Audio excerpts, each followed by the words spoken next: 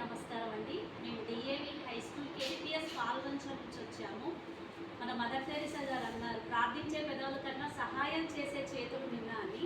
మా DAV high school చిన్నారులు వాళ్ళ పెద్ద మనసుతోటి ఈ స్నేహ అనాథాశ్రమానికి మా టీచర్స్, సార్స్, మా ప్రిన్సిపాల్ మేడం, ముఖ్యంగా మా ప్రిన్సిపాల్ మేడం, కేటీపీఎస్ యాజమాన్యం కూడా ఈ సహాయం చేయడానికి సహకరించినందుకు ముందుగా వాళ్ళకి కృతజ్ఞతలు తెలుపుతున్నాను.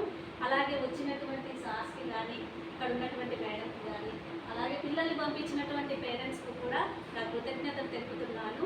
మా పిల్లలు మా స్కూల్ తరఫున ఇవి వీళ్ళకి అందజేయడం జరిగింది.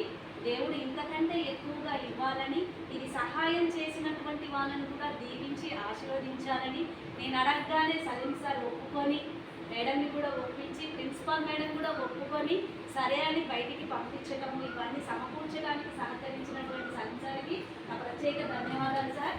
అలాగే నాకు తోడుగా వచ్చినటువంటి మహేందర్ సార్కి, పిల్లల్ని తీసుకొని వస్తున్నాను అనగానే సార్ కూడా ఎన్సీసీ బాధ్యత ఉన్నా కానీ వదిలేసుకొని వచ్చినందుకు సార్కి కూడా ధన్యవాదాలు.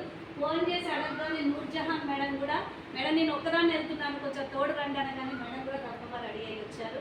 నేను అడగగానే పేరెంట్స్ కూడా పిల్లల్ని పంపించినందుకు నాకు చాలా సంతోషంగా ఉంది.